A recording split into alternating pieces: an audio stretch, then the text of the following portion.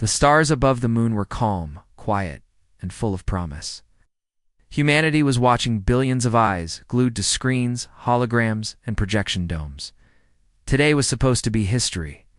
Today was supposed to be the beginning of peace. A huge, silver stage floated on the moon's surface, wrapped in glowing lights and banners from every nation on Earth.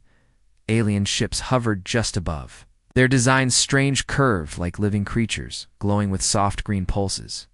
Cameras captured every moment as human diplomats stood side by side with alien leaders. The banner behind them read, United Galactic Accord.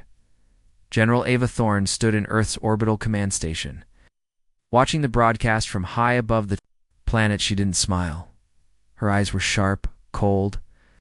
She had seen too many battles, too many lies dressed as peace. "We shouldn't be here," she whispered, hands behind her back. "Ma'am?" her aide asked. "This treaty, it's too clean, too perfect. And they came to us, not the other way around." The aide said nothing. The cameras zoomed in on the moment of truth. Earth's president stepped forward with a ceremonial pen. Across from him, a tall alien with smooth blue skin raised its hand. The treaty was signed. A loud cheer erupted across Earth and cities. In spaceports, workers hugged each other. Even Thorne's aide smiled, relieved. Then the feed jilted. Just for a second, just a flicker, but Thorne saw it. Shadow moved behind the alien delegates. She leaned forward. "Replay that." Frame by frame. Another flicker. Sound cut. Then the screen went dark. A second later, it came back. Screams. Panic. Blood sprayed across the silver stage. The alien leader was on the ground, unmoving. Earth's president was dragged backward by his guards. A black-robed figure walked slowly into the center of the screen. His face was hidden behind a mask with glowing red eyes. He said one word, "Begin." Then the screen turned to static. All across Earth, the celebration stopped. Phones rang. Military alerts screamed across every frequency. General Thorne didn't waste a second. "Lock the defense grid. Recall every ship. We are under attack." 2 hours later, in the war room, deep under Earth's surface, chaos filled the air. Officers shouted over each other. Reports came from Mars, Europa, even from the Kuiper Belt. Alien ships were moving. Out of way. Not toward peace. They were surrounding Earth. "They planned this," Thorne said. "They used the treaty to lower our shields to make us trust them. This was never peace. It was a setup." Her top tech officer, Commander Malik, nodded. "Ma'am, we're detecting hidden ships near Saturn. Hundreds, maybe thousands, cloaked." Thorne stared at the blinking dots on the holomap. Another officer ran in, pale and sweating. "General, our outer colony on Kepler-3, ... it's gone. No warning, no escape pods." Thorne closed her eyes. For a moment, so this is how it begins. In a dark chamber aboard the lead alien mothership, the black-robed figure removed his mask. His face was pale, eyes sharp, lips curled in a cold grin. "The humans always believed in diplomacy," he said to the circle of alien generals. "They always hoped peace would save them." One general hissed in reply, "You made the signing. Public, they will resist now." "They will try," the masked one said. "But their colonies are unprotected, their fleets scattered, their defenses asleep. They gave us access to everything when they invited us in." He turned and looked out the window toward Earth, now covered in swirling clouds and lights. "Tomorrow, their skies will burn." Back on Earth, General Thorne stood alone on a balcony outside the war room, looking up. The moon, once a bright sign of hope, now hung above like a warning. Her communicator beeped. A voice crackled through. "General Thorne, this is Admiral Koba." "Martian fleet?" Thorne raised an eyebrow. The Martians had broken away years ago, angry with Earth's government. They didn't follow orders. They didn't answer calls. "Until now, you're not supposed to be talking to me," Thorne said. "Saw the treaty," Koba replied. "I saw the lie, and I don't like being lied to." "What do you want?" Koba's voice hardened. "To fight back. We have warships. Cloaked. Silent. Let us in, and we'll burn their eyes out of the stars. Thorn thought for a long second. The Martians were violent, rebellious. But right now she didn't need perfection. She needed fire. Send me your coordinates, she said. In a hidden base under the Pacific Ocean, deep inside what used to be, an oil rig engineers worked around the clock. Dust was wiped off old consoles. Lights flickered on systems that hadn't powered up in 10 years. It was the Earth's emergency plan, a secret fleet built in case peace failed. Ship was designed to run silent. No ID signals. No transponders. Just raw weapons and black metal armor. Thorn walked into the control center. Activate them. The lead engineer stared. Ma'am, these ships are untested. Test them and fire, Thorn snapped. We've been soft for too long. Now, we remember what it means to fight. The engineer nodded and typed in the launch code. One by one, massive hangar doors opened beneath the ocean, and the Arcvo ships rose into the night like dark angels. On the other side of the solar system, a lone cargo ship drifted near a wormhole gate. The crew played cards unaware until their console beeped. A message, not meant for them, was picked up. It read, Earth Command remains unaware. Begin orbital bombardment at 0400 solar time. Wipe the memory hubs first. The captain of the ship stared at the message. He was just a trader, not a soldier. But he knew what he had to do. He jumped into hyperspace and aimed straight for Earth. The final scene. General Thorn watches from Earth's orbit as stars begin to shift. Not twinkle shift. That meant one thing. Warships moving fast, cutting. Across space in silence, Malik steps up beside her. They have maybe 12 hours, maybe less. Thorn doesn't blink. Good. Malik frowns. Good. She turns slowly, her eyes like steel. It's 12 hours to make them regret ever. Thinking humanity was weak, she steps forward, her voice steady. Let's show them who we really are.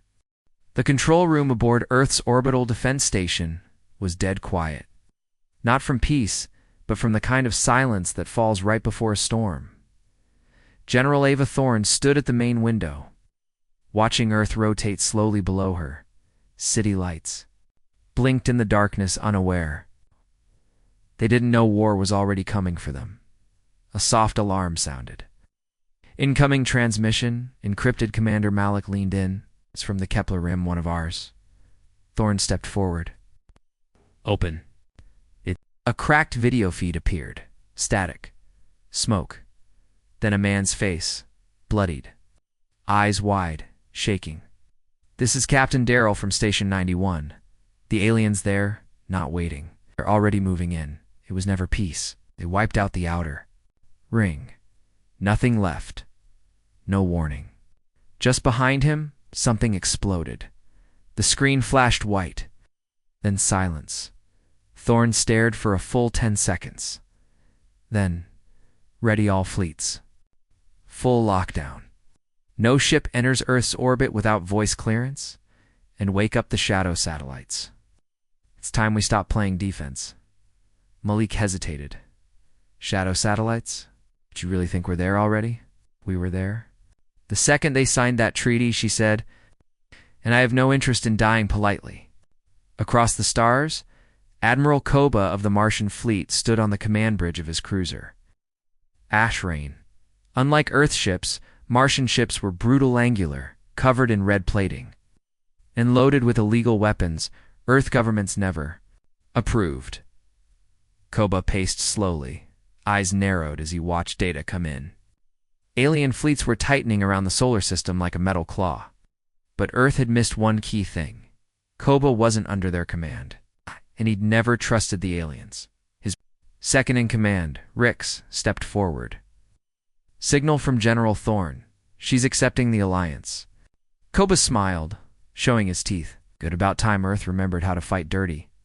3 alien warships drifted past the orbit of Jupiter, cloaked, visible to most scanners, but not to Thorn's. From the depths of Saturn's rings, something moved, a small black object, the size of a garbage can, drifted lazily. Then it lit up, not with weapons but with code. A virus. Thorne's hidden satellites had been watching for weeks, mapping movement, recording communication patterns. The warships passed. They triggered the trap. The virus hit the lead alien ship like a ghost. No alarms, no flashes, just silence, lights dimmed. Controls froze. Duh. The ship's captain reached for a manual override. Then the ship exploded from within. Back on Earth, Malik blinked at the screen. Did you just... Thorne nodded. That was a warning to them? He asked. To everyone watching, across every major colony, Mars, Europa, Callista panic was rising. News feeds showed conflicting reports. Some said the aliens had betrayed them. Others claimed it was still a misunderstanding, but the truth spread fast. Humanity had been set up. On Europa, protests turned violent. On Mars, citizens demanded war. On Earth, Thorne's voice came through every military channel we offered. Peace. They offered betrayal. Now they will see our true face. This is not a retreat. This is our answer. Hours later, a strange message arrived on a private, hidden frequency. Unknown origin. No ID code, it simply said, I am not like them. I can help you, but you must move fast. They strike New Terra in 36 hours. Thorne's eyes narrowed. Trace. It Malik tried, bouncing off 5 moons. Maybe alien, maybe human. Could be bait. Thorne read the message again. Something about it felt real, desperate, honest. She sent a short reply. Then meet us. Coordinates below. You have 4 hours, no tricks. On the edge of the system, the alien high command gathered inside a vast obsidian chamber aboard a battle station the size of a moon. Holograms showed Earth's defense grid, old fleet positions, city maps. One general leaned forward. They are responding faster than expected. The black-robed leader said nothing. He studied the display. Then he smiled. Good, he said. The generals looked confused. Good, one asked. They still think they can win. What makes them predictable? He pointed to the New Terra colony. Begin the attack there. Draw their strongest ships away. From Earth, then strike the homeworld. Won't they see it coming? They're still human, he said. They'll always protect the weak first. General Thorne stood in a secret underground hangar beneath Alaska. Snow fell above. Inside, pilots prepped the first wave of Arkevo ships, black, silent, and fully armed. She turned to her strike leader. You've got 20 minutes to jump to New Terra. Intercept the attack if it's real. But listen, this may be a setup. The pilot nodded. Understood. Permission to go dark? Granted, no signals, no rescue. As the ships roared to life, Thorne stepped back. Malik joined her. We're spreading ourselves thin, Thorne replied. We don't have the luxury of being thick.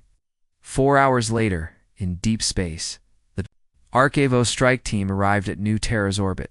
It was quiet. Too quiet.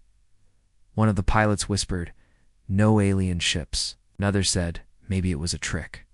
Then dash alarms. 3 enemy destroyers dropped out of hyperspace. Directly above them, red lights, missiles, plasma beams. The battle began, back on Earth. Thorne watched the live data. They weren't lying, she said softly. Malik shook his head. But why help us? Thorne's communicator beeped again. Another hidden message. This is my proof. I was one of them. I designed the betrayal. I left because I saw what they truly wanted. If you survive this, contact me again. I'll give you the rest. Malik stared. We've got a defector? Thorne whispered. We've got something better. A mole. As Arkevo fighters took heavy fire near New Terra, one ship, a stealth bomber called Silent Star, broke through enemy lines. It flew directly at the alien command ship, dodging fire, diving through wreckage. Spiraling toward the core. Inside, the Palada young woman named Ray armed the payload. Manual detonation only, she said to herself.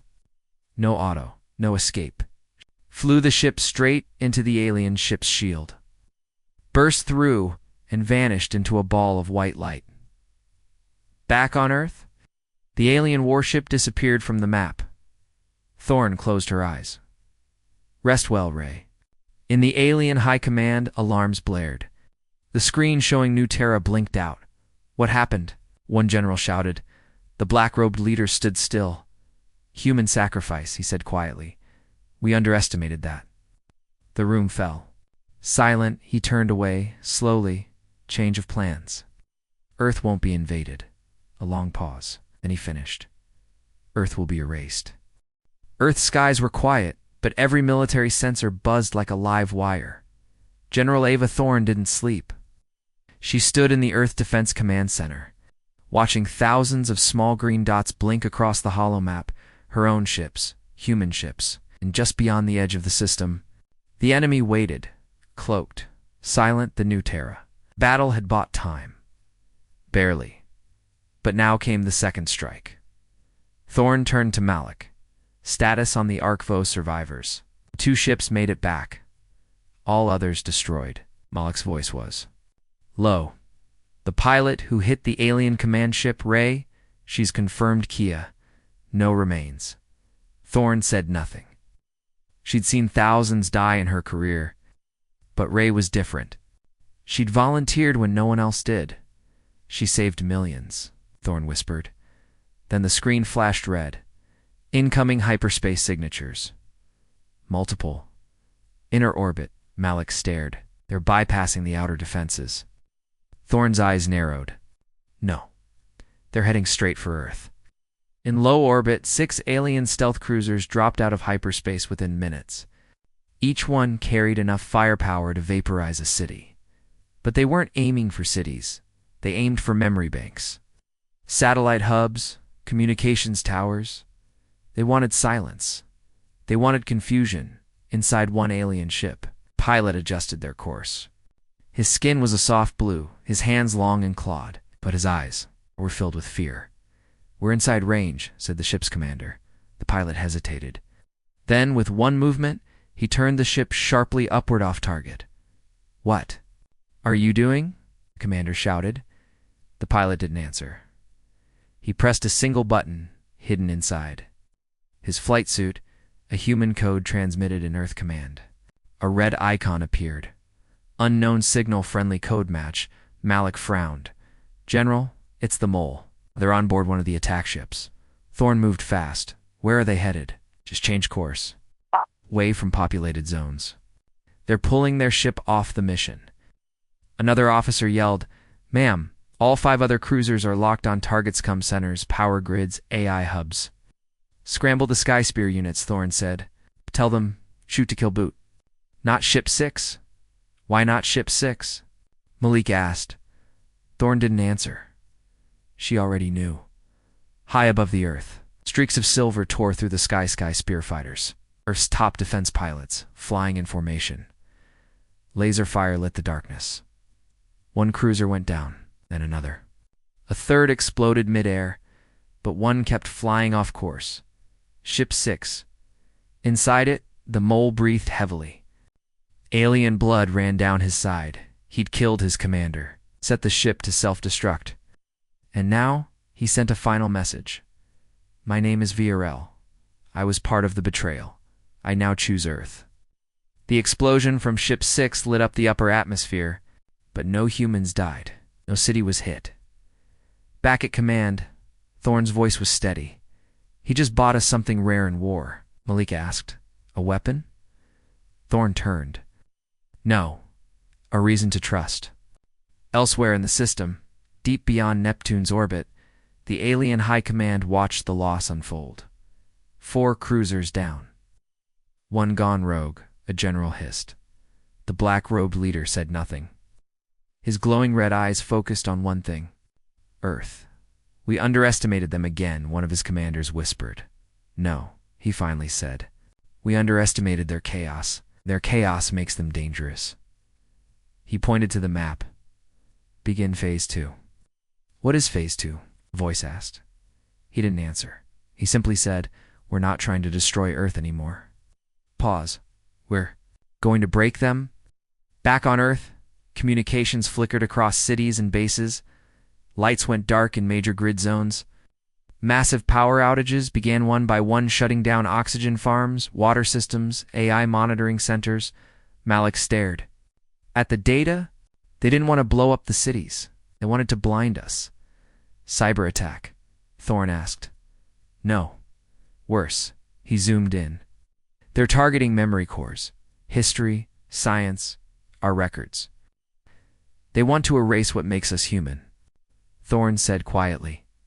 She turned to the command staff. Lock down every data vault. Cut them off from satellite links. Go manual if we have to. I want armed guards at every archive tower, one officer asked. What if they already downloaded our systems? They can't steal who we are, she said. Not unless we let them. In the ruins of the new Terra battlefield, a salvage crew drifted among broken ships. They searched for tech bodies, survivors. Then they found something strange. A metal cylinder. Not human, not alien. Inside it, a message. Encrypted. Repeating. They brought it to Earth. Thorne read the decoded file. It said, "They are not united. Their leadership is divided. You can use this. But you must strike soon, before the High Lord arrives." Malik asked. High Lord? Thorne whispered. We haven't met their real leader yet. In the farthest corner of space, something massive moved. Larger than a moon, covered in armor, powered by artificial suns. The Threnox dreadship, inside it. The true leader of the alien empire, the High Lord, opened his eyes for the first time.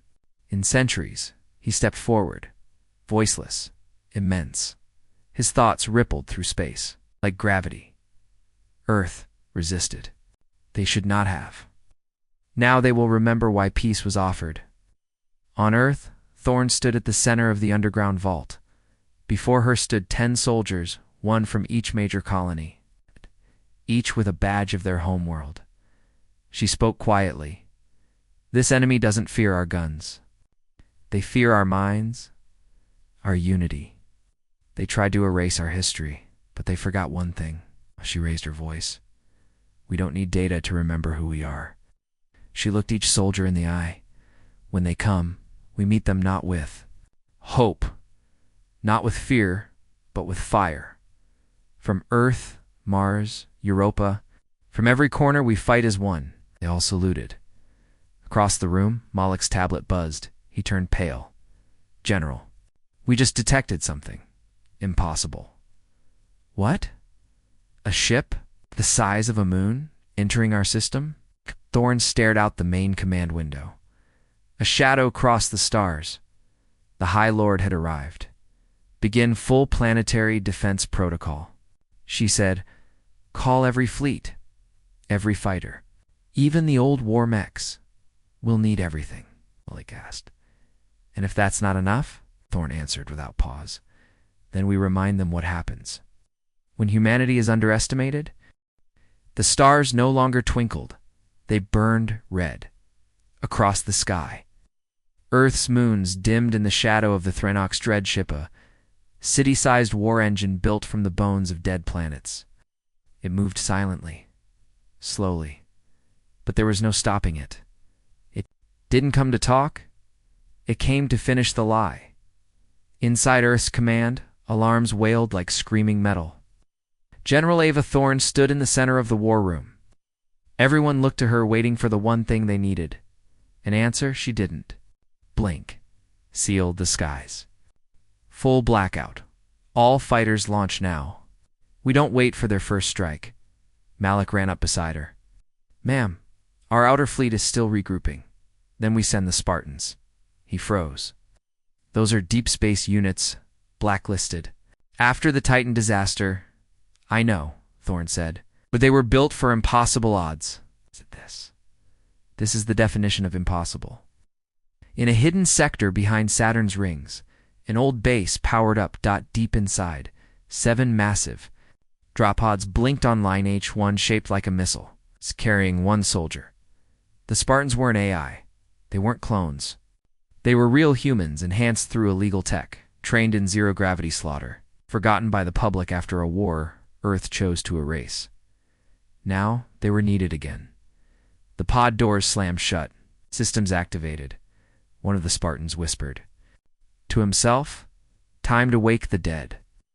Back on Earth, Thorn watched the first wave of the alien assault begin.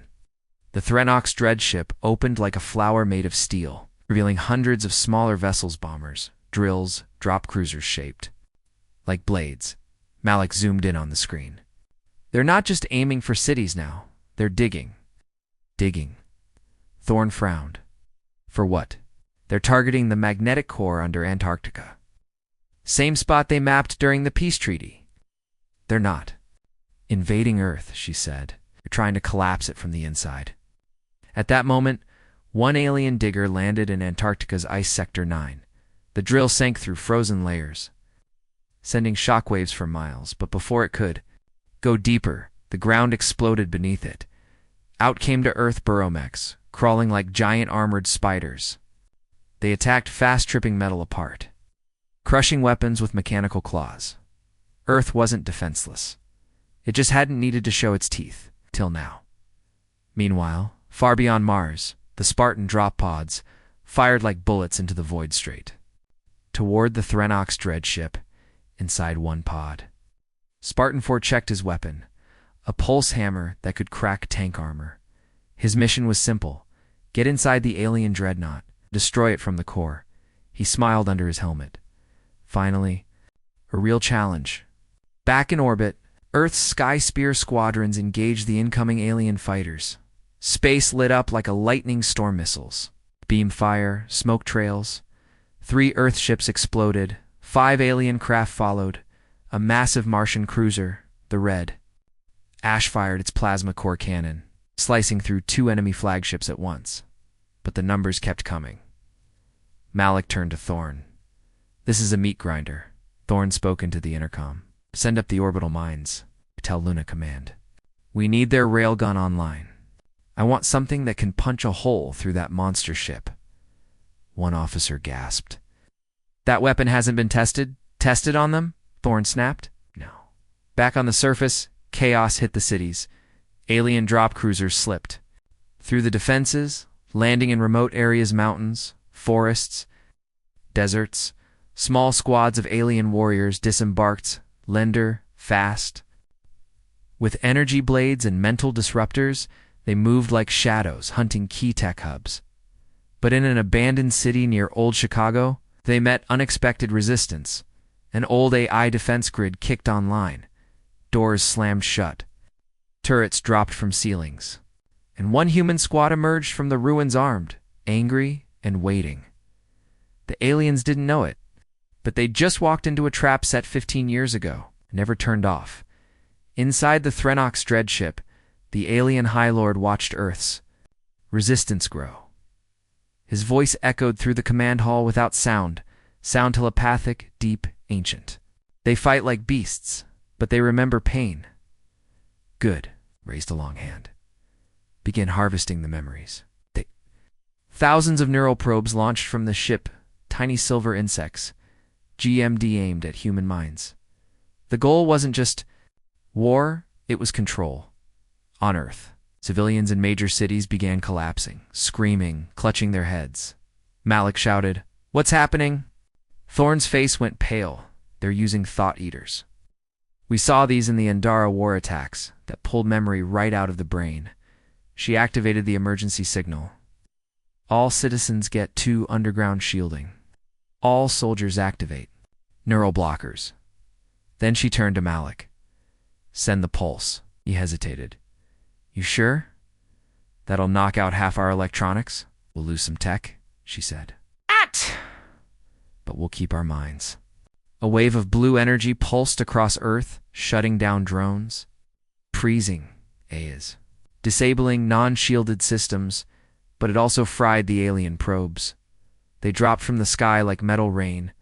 Malik looked at the wreckage. "They tried to erase us." Thorn stared at the screen. It just reminded them, our memories aren't stored in machines. Above, the Spartan pods reached the enemy dreadship. They punched through the outer hull like meteors. Inside, Spartans emerged, weapons charged. Vision red. They moved like ghosts. Every corridor was a trap. Every room filled with alien guards. But the Spartans didn't slow down. They cut, smashed, burned. Their target was the ship's gravity core, a living machine that bent space to keep the dreadship moving. If they destroyed it, the entire ship would collapse. Earth's railgun finally activated from the moon. A blinding white beam lanced through space, cutting straight into the dreadship's armor. The High Lord stumbled. For the first time, he bled. He hissed across the galaxy to his entire fleet. This world is no longer to be enslaved. It is to be broken. General Thorne stood silently in front of Earth's last command screen. Half her fleet gone. Cities damaged. Power unstable. But the enemy was bleeding, and the Spartans were inside. She pressed her communicator. Spartans, this is Earth Command. You are go for detonation. Inside the dreadship, Spartan 4 reached the gravity core. It pulsed like a heartbeat. He placed the bomb, set the timer, and smiled. Goodbye, monster. A flash silence. Then the Threnox dreadship cracked in half. Half the alien fleet went dark. The rest turned. Earth had survived, the worst they could offer. But the war wasn't over. Because from deep space, another signal began to rise. Older than the aliens. Darker. Something watching. Something that wanted Earth too. Smoke still hung in Earth's skies. Fires burned in orbit. Wreckage from the alien fleet rained down over oceans and deserts, but Earth had survived, just barely. Inside the Earth Defense Command Center, General Ava Thorne stood in front of a cracked screen. A red warning still blinked in the corner. Threnox dreadship destroyed. Status: unknown debris. Malik leaned on the console, exhausted. We did it. Somehow Thorne shook her head. We survived. That's not the same as winning. Do we even know where the High Lord is? He asked. No, Thorne said, her voice cold. And that's what worries me. She turned to the satellite team. Run a deep scan, not just orbit. Go farther. Past the Kuiper Belt. One of the technicians hesitated. Ma'am, something's already coming through. The screen flickered. A strange waveform scrolled across it, like anything they'd seen. Not alien, not human. Something older, something hungry, far beyond Pluto. A long-dead relay station powered on for the first time in 700 years. The dust shook off. Lights blinked inside. One message repeated itself in an ancient Earth language. Protocol 0 initiated. Entity detected. Origin known. The message had been left behind by the first human deep space explorers. They had vanished without a trace until now. In a hidden base deep under the Arctic ice, General Thorne arrived by dropship. She was met by an old man with a steel arm and a blind left eye. Director Locke, Thorne said, you're supposed to be retired. He replied, walking slowly. But the signal we just received, that wasn't from the Threnox. It's from something worse. He opened a secure vault, revealing an ancient black tablet humming with static. Locke continued. This was recovered from a rogue colony ship 300 years ago. Its last transmission said only this: the architects are waking. Thorne narrowed her eyes. What are the architects? They're not conquerors, he said. They're creators of weapons, of species, of extinction, and they're coming here. She asked. No, Locke said.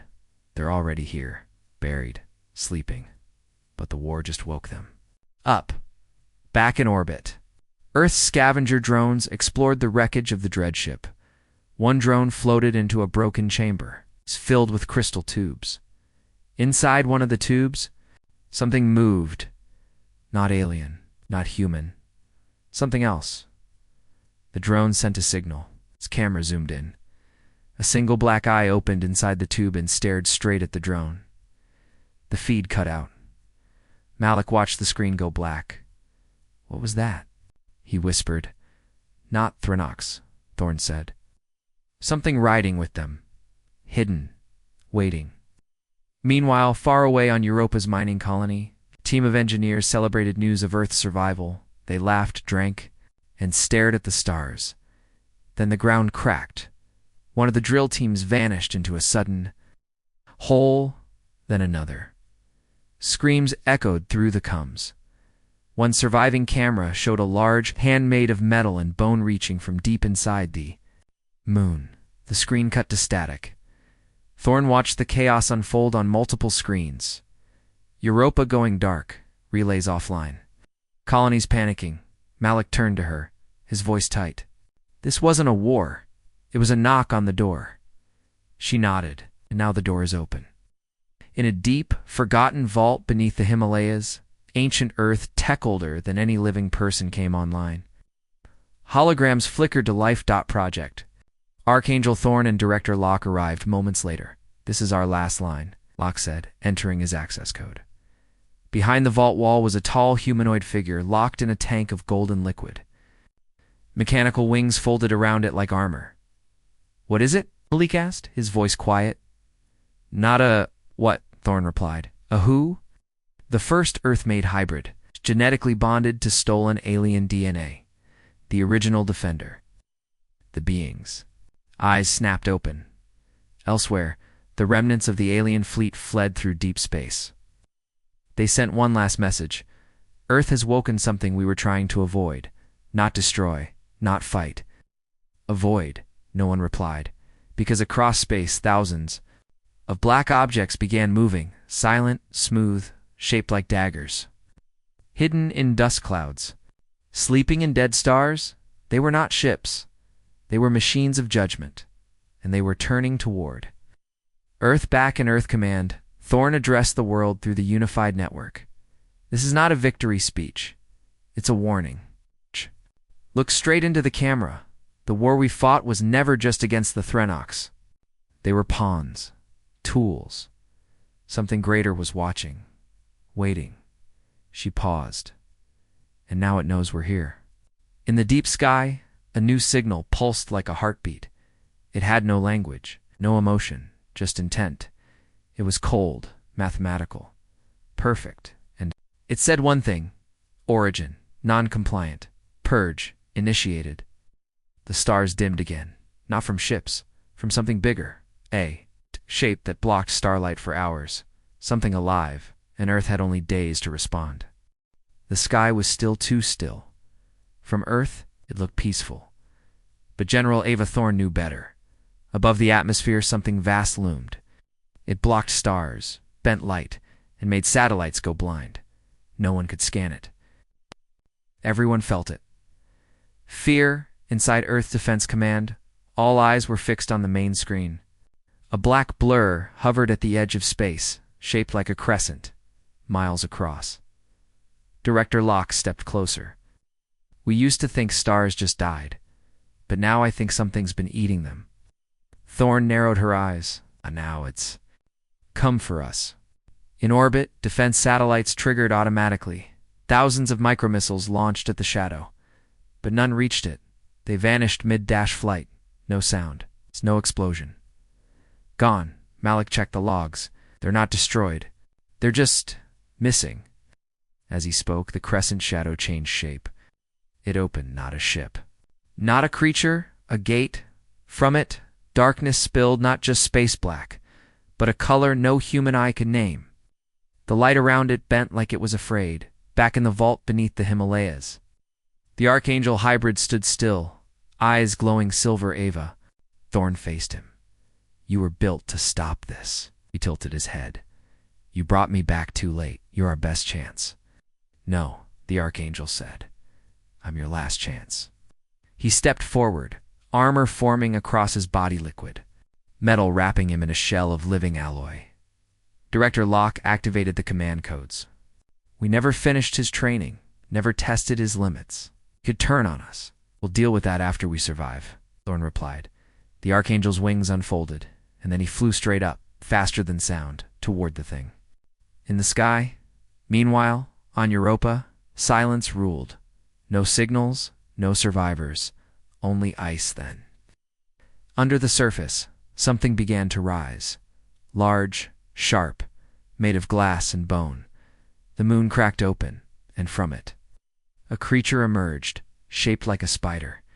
But larger than a city, its body was made of memories. It's absorbed from the fallen colonies. Every movement it made, whispered voices from the dead. Earth's telescopes caught sight of it too late. The creature was no longer on Europa. It was leaping straight toward Earth, Back. At command, Malik gasped. It's moving at near warp speeds, inside atmosphere. Thorn turned to the fleet generals. Evacuate all outer settlements. Ready the planetary shields. The technician screamed. We only have 2 shields left. The other 3 are still recharging. Then double the field. Stack both shields over the capital. What about the other cities? A moment passed. Thorn answered quietly. They'll have to survive the old way. In space, the Archangel reached the edge of the dark gate. His sensors screamed, warning him not to enter. He did anyway. The inside of the structure wasn't space. It was a memory. He saw flashes, worlds broken, time rewound. Entire species turned into fuel. He hovered in a void made of thought. And then it saw him. A shape appeared, humanoid, smooth, perfect. Its eyes were endless spirals. You are the error, it said. I'm human, the Archangel replied. No, you are the result of contamination, a broken creation. The thing reached toward him. We will repair the timeline by erasing you. The Archangel smiled under his mask. He unleashed a blast of white light, throwing the creature backward. But it didn't fall, it learned. Back on Earth. The spider creature from Europa smashed into the Pacific Ocean. Sending a wave hundreds of feet high, it crawled toward California, limbs tearing through naval fleets. But before it could reach land, 12 Earth mech units rose from beneath the water. Old war machines, stored since the last alien invasion. They weren't graceful, but they were brutal. Steel fists slammed into the spider's legs. Missiles exploded against its eyes. It screamed an unnatural sound that echoed inside human minds. One by one, the mechs were destroyed. But the last one, Unit 09, piloted by an old veteran named Juno, drove. Plasma lanced straight through its brain. The creature stopped moving. Juno's mech exploded with it, but the coast was saved. Meanwhile, the Archangel battled the Architect inside the dark gate. Every hit he landed was copied. Every move he made replicated instantly. The creature wasn't learning. It was evolving. He realized something terrible. He couldn't win in its space. He needed to bring it into his. The Archangel flew backward, fast-dragging the Architect with him through the gate, as they broke free into normal space. Earth's defense grid locked on. Thorn gave the order. Fire the Omega Beam, a weapon buried. Deep inside, Earth's core activated. It had never been used. A white-hot beam shot up into space, cutting the Architect in half.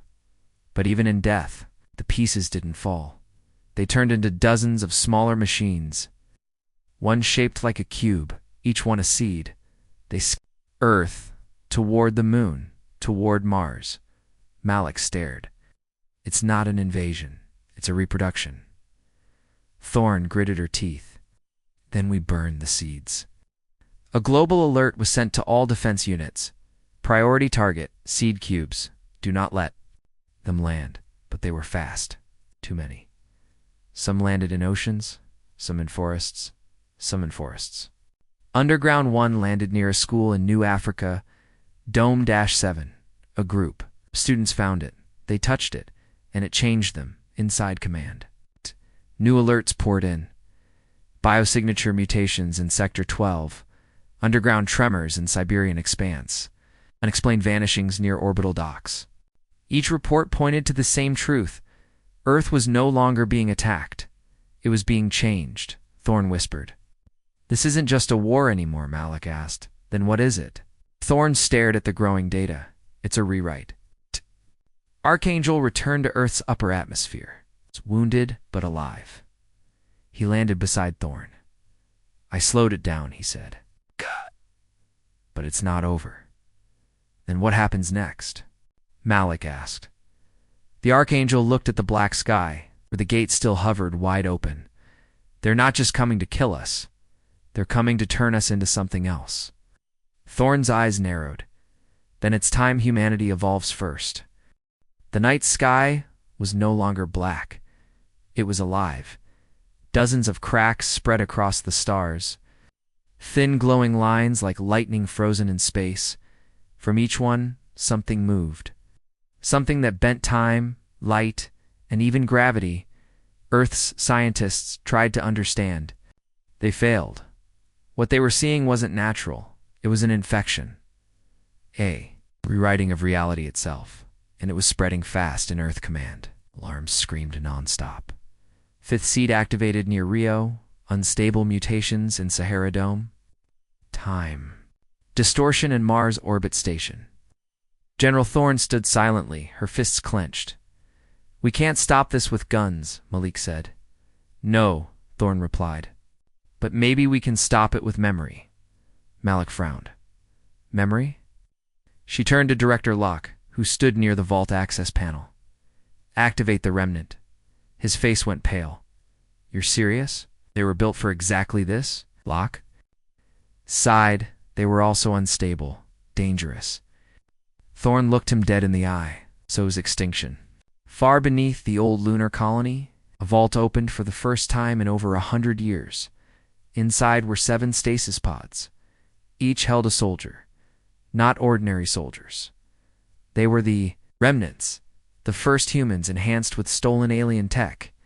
Then, locked away after the war for being too powerful, too unpredictable. As the pods hissed open, their leader codenamed Stray stepped out.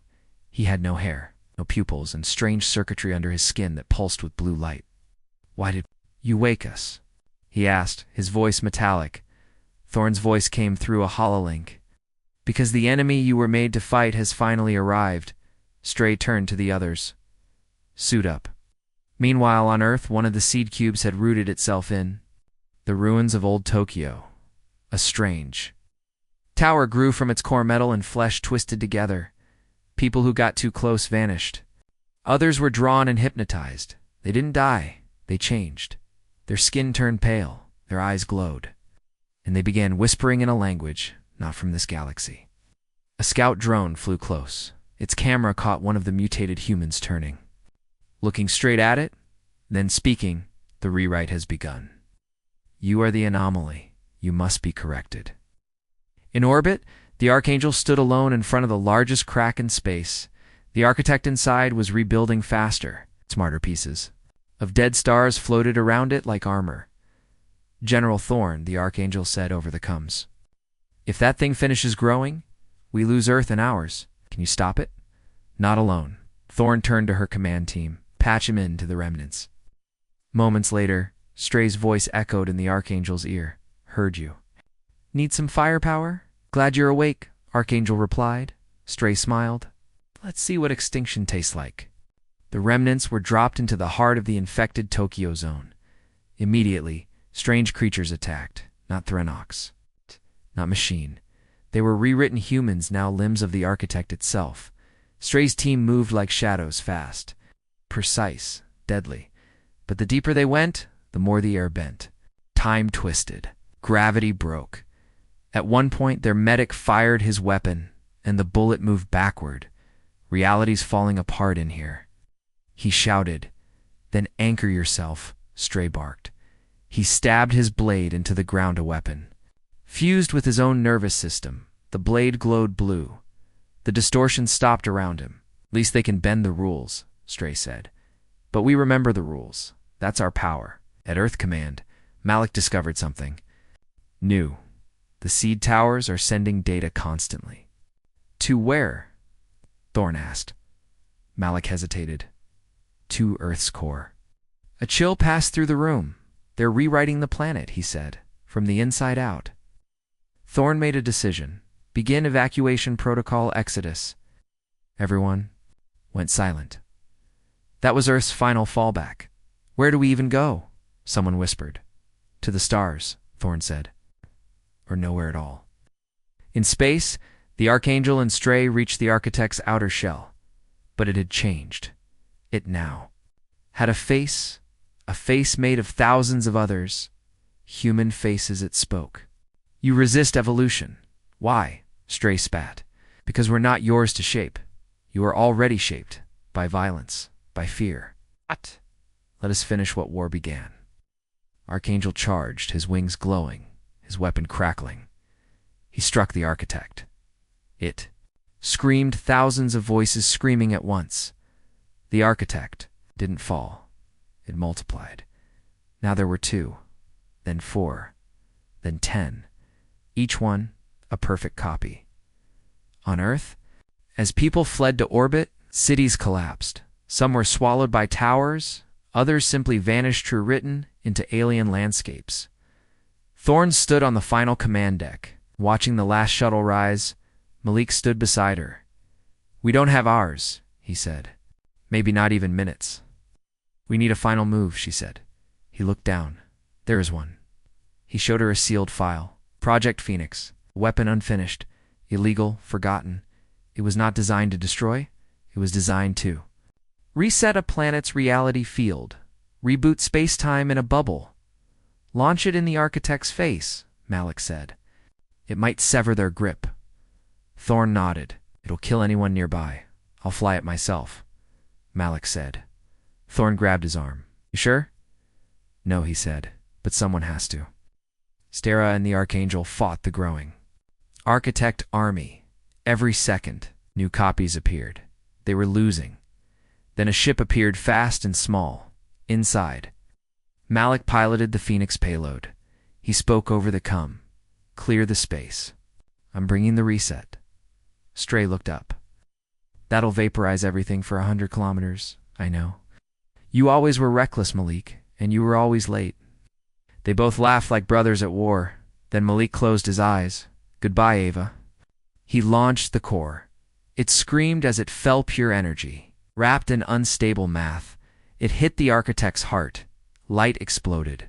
Reality blinked, and the cracks in space snapped shut. The towers stopped growing. The seed cubes froze. The rewritten humans collapsed. Silence. Earth, for 1 second, was still in orbit. The Archangel floated, scarred but alive. Stray coughed, "Overcomes. We're here." But Malik's ship was gone. Only a whisper of static remained. General Thorne stared at the black screen for a long time, then turned away. Later, Earth's survivors gathered in the sky cities. What was left of humanity? Thorne stood before them. "We lost billions. Friends, family, heroes, but we're still human." They couldn't rewrite that. Cheers followed, but far beneath Earth's surface. One cube still pulsed, still active, waiting. The sky was quiet. No more cracks, no more screams, no more seed towers rising from the ground. But silence didn't mean safety. Beneath the Earth's surface, hidden under layers of rock and steel, a single cube still pulsed with alien light, waiting, watching, planning in. The floating city above the Pacific. The last human government met for the first time in weeks. General Thorne stood at the center, flanked by the Archangel and Stray. Her voice was sharp, cold, focused. "We didn't win. We survived." "There's a difference." One of the council members shook his head. "But the architect is gone. The gate is closed. The invasion failed." Stepped forward. "No. The invasion adapted. That last qubit wasn't a weapon. It was a seed," said the Archangel. "One meant to grow something ... different." The room went still. "Grow what?" someone asked. The Archangel looked. Out the window at Earth's surface, us. In a refugee zone on the lower continent, a child named Ren wandered away from camp. He followed a glowing sound, soft, like a heartbeat, down a slope. Hidden beneath moss and stone, he found the cube. It opened like a flower, but it didn't attack. It spoke without words. Images flooded Ren's mind. Cities made of light. People with no pain. A world without war. The cube didn't want to kill him. It wanted to recruit him, and Ren, too young to understand the danger, reached out. That night, the dreams began. People across Earth saw strange visions. In their sleep, visions of harmony, of peace, of a better humanity. It was beautiful, too. It's beautiful, and that's what made it dangerous. Because it wasn't a dream. It was the rewrite starting again. Not with weapons, with hope in command. Rune slammed her fist on the table. "We can't fight a virus that makes people want to be infected." Moloch's voice came through the old transmitter recorded before he died. If they learn they can't win with fear, they'll try with seduction. Make us believe surrender is salvation. Stra muttered, smart bastard, even after death. Archangel turned to Thorn. There's only one way left. He stopped the rewrite from inside. Thorn narrowed her eyes. You mean let it in? He nodded. Let me merge with the last cube. I can trap it. Rewrite the rewrite. Stray frowned. Suicide. No, said the Archangel. It's evolution, on our terms. They tracked the cube signal to the base of a ruined mountain, inside a cave system that hadn't existed a week ago. The walls pulsed. The air felt like a dream. Stray, Thorn, and the Archangel moved quickly, weapons drawn, senses high. They found Ren standing in front of the cube, eyes glowing softly. He smiled. They're not bad. They just want to help us change. Thorn stepped forward slowly. Change into what? Ren's voice shifted. It wasn't his anymore. Into what we were always meant to be. Stray raised his weapon. The Archangel stopped him. Wait, he walked to the cube, stared into it, then stepped inside. What happened? Next wasn't seen. It was felt. Every person on Earth paused, heard a whisper in the back of their mind. A choice. Stay as you are, or become what we offer. Most resisted. Some didn't, but then something changed. The dream paused, shifted. The whisper twisted into human voices, familiar ones, voices filled with pain, of loss and fire. We are not yours to fix. We are not broken. We are humanity, and we rewrite ourselves. Inside the cube, the architect's last echo met the Archangel. You are code, it said. We can overwrite you. Try the Archangel. Whispered, he let go. He opened his mind, and instead of submitting to the architect's logic, he gave it. Something alien, emotion, memory, grief, the love of a mother he never met, the screams of a comrade he couldn't save, the loyalty to a planet that tried to kill him, and still made him fight for it. The architect screamed. It didn't understand. Couldn't process it. This wasn't data. This was humanity. The cube exploded without fire. It collapsed in on itself and vanished into nothing, taking the last echo with it. On Earth, the dream stopped. People woke, whole, free. The last rewrite failed, not by force, by will. Days passed. The skies cleared. Grass grew again. Humans bruised and broken began to rebuild. Floating cities landed. Ruins became gardens. Old wars were forgotten.